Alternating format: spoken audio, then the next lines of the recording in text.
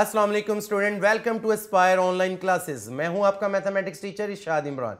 आज हम lecture number 43 में डिस्कस करने जा रहे हैं एक्सरसाइज 3.5 और इसका क्वेश्चन नंबर 6। और इसके अलावा मैं जो डिस्कस करूंगा लास्ट में कुछ एमसीक्यूज डिस्कस करूंगा जो इस चैप्टर्स के रेलिवेंट होंगे और ये जो लास्ट एक्सरसाइज के टॉपिक के मुताबिक जो 3.5 में जो डिफरेंट हमने टॉपिक यूज़ किया है, क्रैमर रूल, इसके अलावा आप लोगों ने सॉल्व किया था इन्वर्स मेथड से क्वेश्चन को सॉल्व करना, इसके अलावा आप लोगों ने रिड्यूस एचेलॉन फॉर्म से, फिर आप लोगों ने homogeneous equation, trivial, non trivial, consistent, not consistent या इनकंसिस्टेंट वाले क्वेश्चन, यानी ये जो डिफरेंट क्वेश्चंस हैं ये सारे आप लोगों ने जो सॉल्व किए, इससे कॉरस्पॉन्डिंग जितने भी आप लोगों से इसके ताल्लुक रखने वाले जितने भी एमसीक्यूज होंगे वो हम डिस्कस करेंगे लास्ट में। लास्ट क्वेश्चन है एक्सरसाइज 3.5 का क्वेश्चन नंबर 6। चलते हैं क्वेश्चन नंबर 6 की तरफ।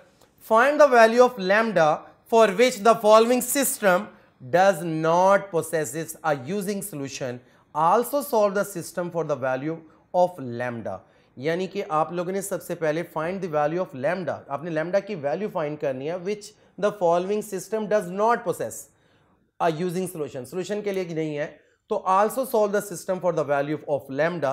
तो स्टूडेंट आप देख सकते हैं कि आप लोगों को एक इक्वेशन दी हुई है x1 प्लस 4x2 प्लस lambda x3 is equal to 2 and second equation है 2x1 plus x2 minus 2x3 is equal to 11 and 3x1 plus 2x2 minus 2x3 is equal to 16।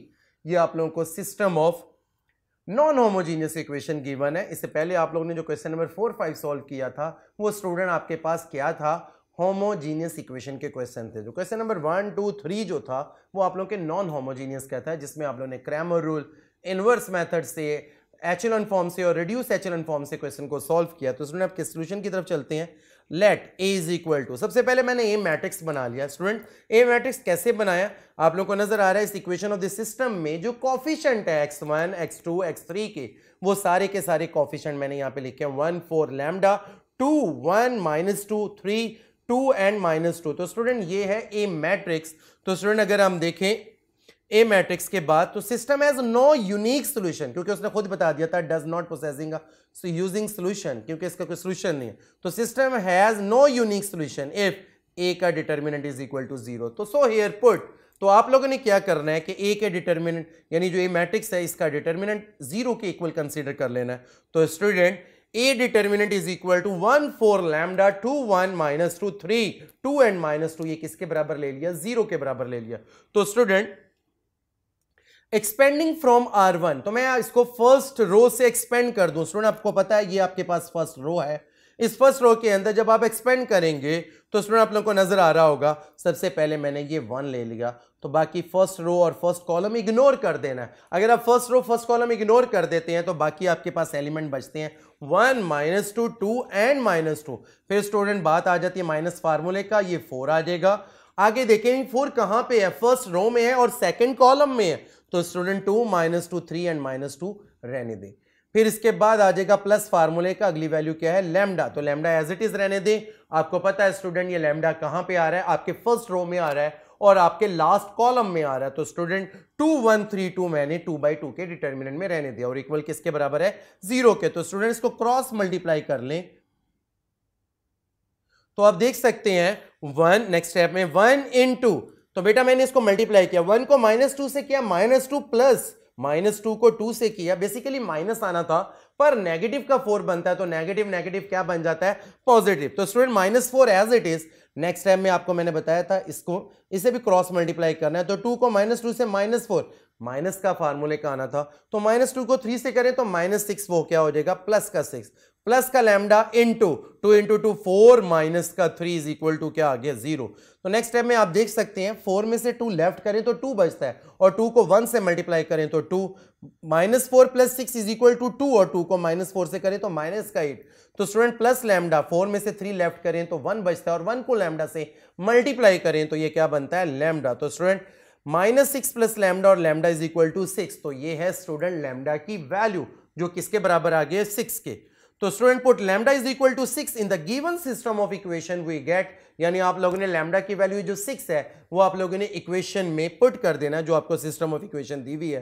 तो स्टूडेंट आप देख सकते हैं x1 + 4x2, लैम्डा की जगह मैंने उसकी value 6x3 is equal to 2, 2x1 plus x2 minus 2x3 is equal to 11 and 3x1 plus 2x2 minus 2x3 is equal to 16। जो आप लोगों को सिस्टम ऑफ इक्वेशन लैम्डा की फॉर्म में दी हुई थी, मैं उसी लैम्डा की वैल्यू यहां पे पुट कर दिया, लैम्डा की जगह 6। तो स्टूडेंट आप देख सकते हैं ये 3 सिस्टम ऑफ इक्वेशन है।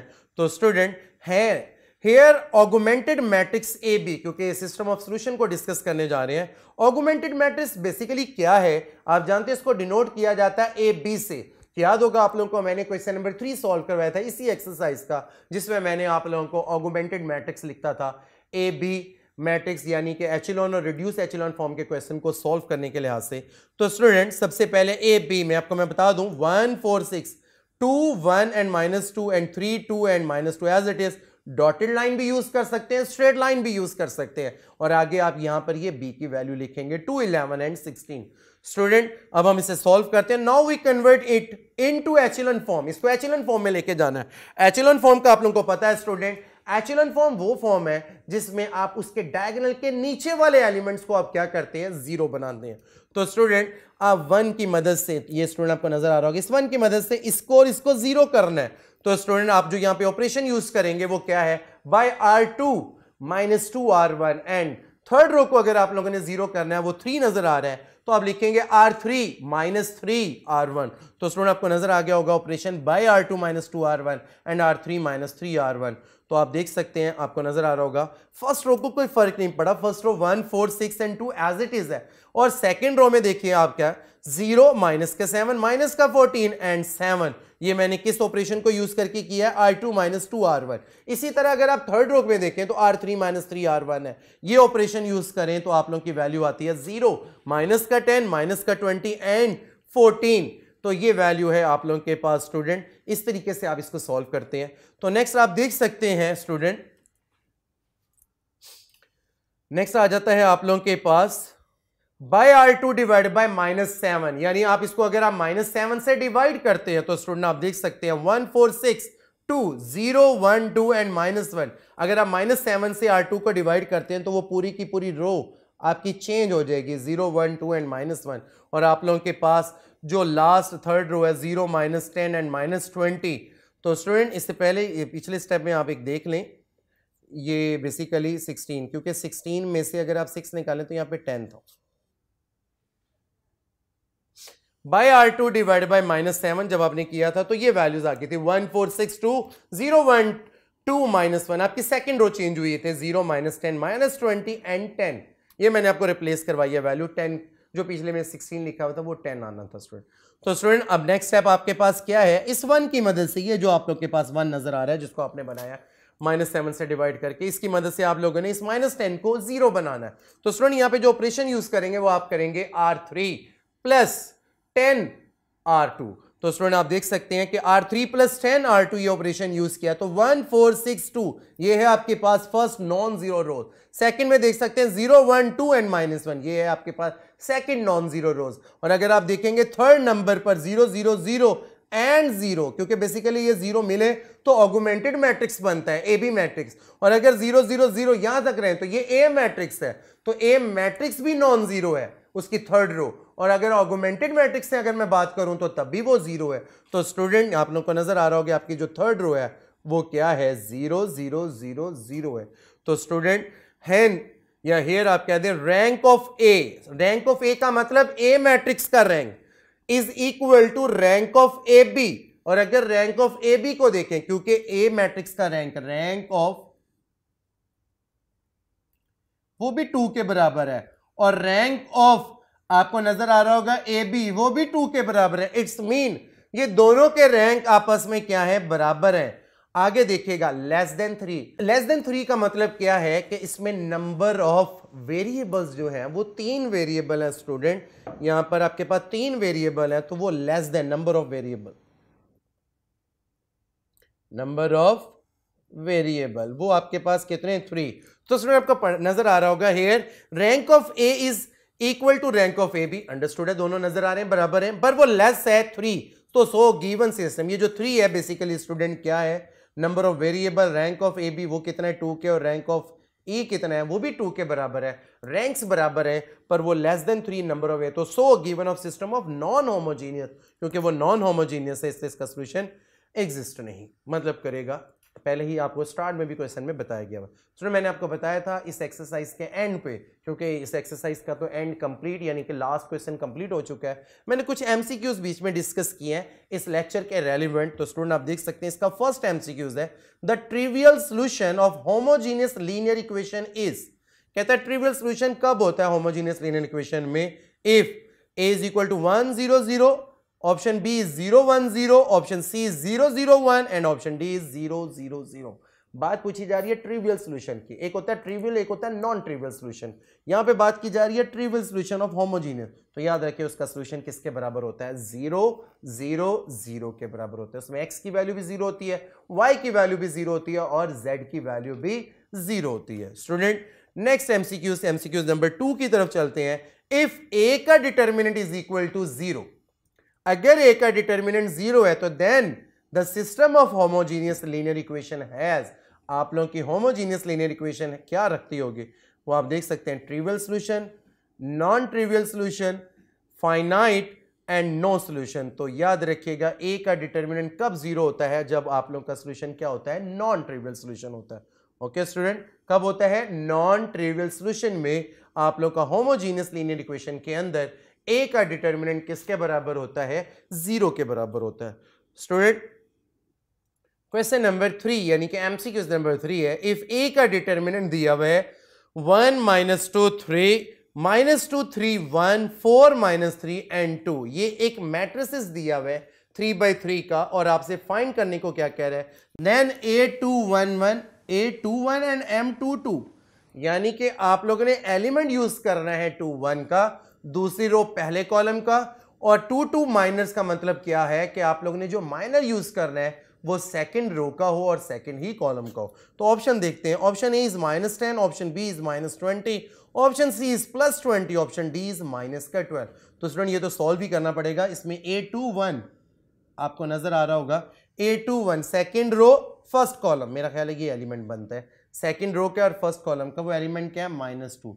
इसमें आपको नजर आ रहा होगा M22 का मतलब है कि आप लोगों ने इसमें सेकंड रो और सेकंड कॉलम इग्नोर कर देने हैं, सेकंड रो भी और सेकंड कॉलम भी। तो 1 3 4 एंड 2, इनको सिंप्लीफाई करें क्रॉस मल्टीप्लाई करके, 1 को 2 से करें तो 2 और 3 को 4 से करें तो ये बन जाता है 12। तो स्टूडेंट ये बनता है 2 में से 12 लेफ्ट कर दें तो बनता है -10। अब -10 है माइनर की वैल्यू और ये है आपके पास एलिमेंट की वैल्यू। तो -2 को अगर मैं -10 से मल्टीप्लाई करूं तो स्टूडेंट अंडरस्टूड है, इसका आंसर क्या बनता है, 20। तो ऑप्शन सी इसका एक्यूरेट आंसर है। नेक्स्ट हम चलते हैं एमसीक्यूज नंबर 4 पर। An equation of the form ax is equal to 0 is called, यानी वो पूछ रहे हैं, आपको तमाम स्टूडेंट को पता है कि जब आप 9th क्लास से करते आ रहे हैं और फर्स्ट ईयर के अंदर आप लोगों ने कितने क्वेश्चंस आपने किए जो सिस्टम ऑफ इक्वेशंस दी होती है, तो सबसे पहले आप लोग उसको मैट्रिसेस फॉर्म में लिखते हैं। मैट्रिसेस फॉर्म में एक पहला जो मैट्रिक्स होता है वो A होता है, दूसरा X का होता है, फिर इक्वल के दूसरे साइड पर B मैट्रिक्स होता है। तो B मैट्रिक्स में नॉन जीरो वैल्यूज भी होती हैं और जीरो वैल्यूज भी होती हैं। तो स्टूडेंट ये पूछ रहा है an equation of the form ax is equal to 0, अगर ax इज इक्वल टू 0 तो is called linear equation, quadratic equation, homogeneous linear and homogeneous quadratic equation. तो याद रखिएगा स्टूडेंट वो कौन सी इक्वेशंस होती हैं, वो होमोजीनियस लीनियर इक्वेशंस होती हैं बेसिकली, क्योंकि उसके इक्वल के साइड पर तो तमाम की तमाम वैल्यूज क्या होती हैं, 0 0 0 होती हैं। आप लोगों ने देखा होगा अपनी एक्सरसाइज 3.5 के अंदर जो क्वेश्चन नंबर 4 है और जो क्वेश्चन नंबर 5 है, वो सारे के सारे क्वेश्चन में इक्वल के राइट साइड पर आप देखिएगा आप लोगों को तमाम के तमाम वैल्यूज 0 0 मिलेंगे। तो इस लिहाज से मैं कह सकता हूं कि क्वेश्चन नंबर 4 का जो आंसर है वो क्या है, होमोजीनियस लीनियर इक्वेशन है, क्योंकि क्वाड्रेटिक नहीं है, लीनियर भी नहीं है, ना क्वाड्रेटिक, होमोजीनियस है। ये कौन सी होती है, homogeneous linear equation.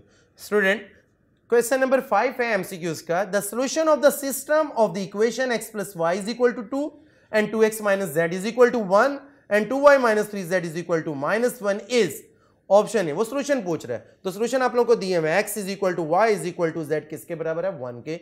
Second B option में x is equal to 1 and y is equal to 2 and z is equal to 3। Option C is x is equal to 1, y is equal to 2 and z is equal to 0। And fourth number पे, यानी D option है x is equal to 1, y is equal to 2 and z is equal to 1। तो आप student देख सकते हैं कि इसमें आप क्या करेंगे, इस तरह के क्वेश्चन को तो सॉल्व करके देख लें। देखिए x, पहले ऑप्शन ए को देख लेते हैं, x और y और z तीनों की वैल्यू 1 है। अगर मैं इसकी बात करूं, ये 1 है, तो 1 अगर मैं इधर रिप्लेस करूं, 1 प्लस 1 किसके बराबर होता है 2, इसका मतलब ये पहली इक्वेशन को सेटिस्फाई कर रहा है।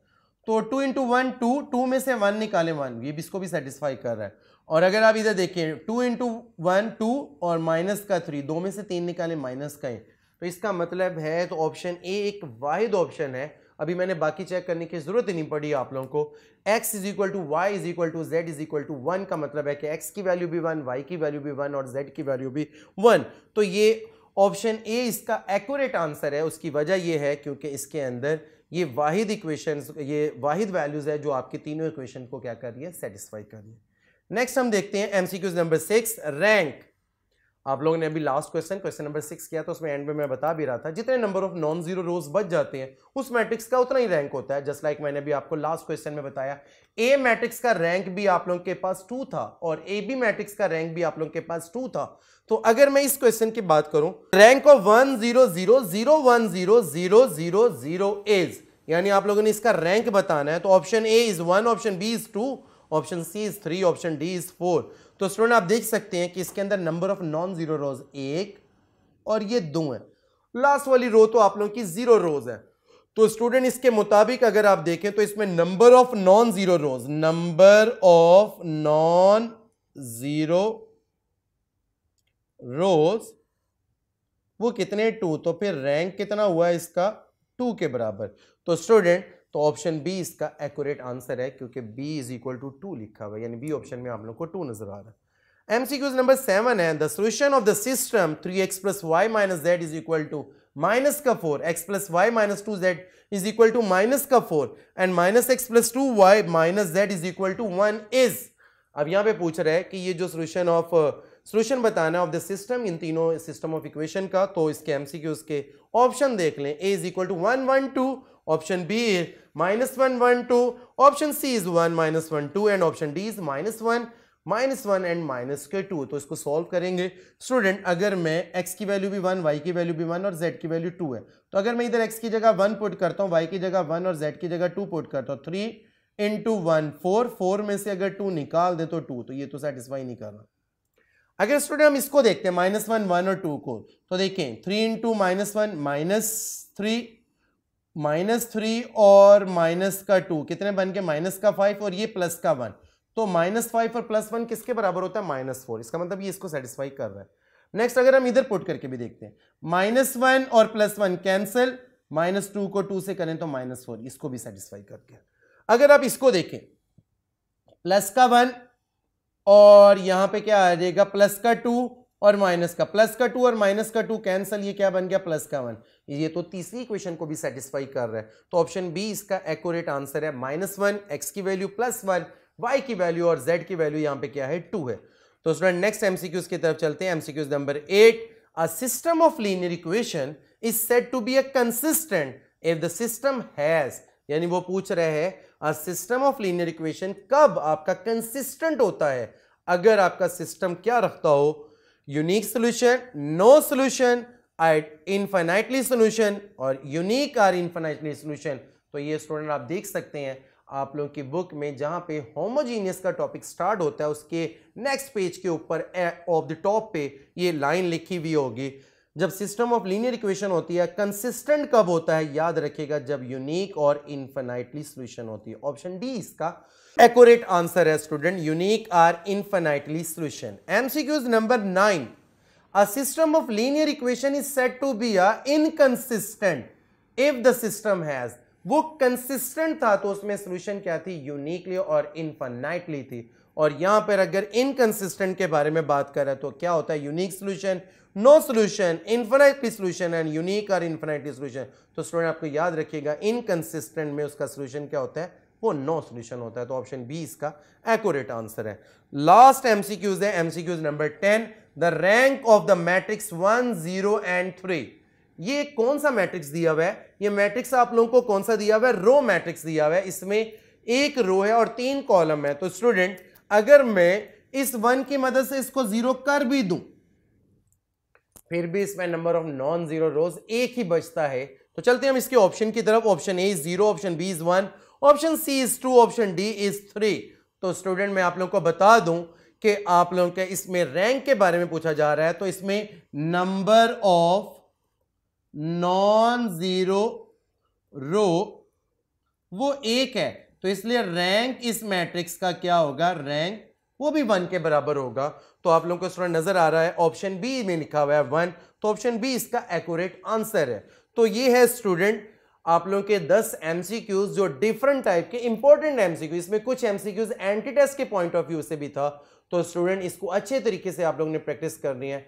इस एक्सरसाइज के जो फर्स्ट 3 क्वेश्चन है, Cramer rule, inverse method, echelon and reduce echelon जो कंबाइंड फॉर्म में है, तो स्टूडेंट वो तीनों के तीनों सवाल मैं रिपीट करूंगा जो एक्सरसाइज 3.5 से पहले जो आप लोगों को एग्जाम्पल के तौर पर दिया हुआ है, वो तीनों के तीनों क्वेश्चन मैं नेक्स्ट लेक्चर में डिस्कस करूंगा, जरूर उसे कंप्लीट में सॉल्व करवाऊंगा ताकि आप लोग की प्रैक्टिस हो जाए। किसी स्टूडेंट को किसी भी चीज़ में कोई प्रॉब्लम आ रही हो तो वो उसको दोबारा देखें, अच्छे तरीके से उसकी बार बार प्रैक्टिस करें ताकि आप लोगों का क्वेश्चन क्लियर हो, क्योंकि ये एक इंपॉर्टेंट एक्सरसाइज है। इस इंपॉर्टेंट एक्सरसाइज में क्रैमर रूल और इनवर्स मेथड और एचेलॉन और रिड्यूस एचेलॉन फॉर्म का जो क्वेश्चन होते हैं ये बहुत इंपॉर्टेंट है। ये हर साल पेपर में लाजमी पूछ लिया जाता है। इस चैप्टर के अख्तिताम पे, क्योंकि लास्ट इसके बाद इसका लेक्चर होगा, तो स्टूडेंट मैं आपको बताता चलूँ इस चैप्टर के अंदर जो मोस्ट इंपॉर्टेंट एक्सरसाइज है वो है आप लोग की 3.3 और आप लोग की 3.5, जहां से लाजमी लॉन्ग पूछा जाता है। इसकी मैक्सिमम प्रैक्टिस करें, जितनी ज़्यादा प्रैक्टिस करेंगे उतना ही आपका फ़ायदा है स्टूडेंट, ताकि आप लोग इस चैप्टर को अच्छे से अच्छे तरीके से तैयार कर सकें ताकि आपके अच्छे नंबर आ सकें। ओके स्टूडेंट्स, अल्लाह हाफिज़। यहाँ तक था हमारा आज का लेक्चर।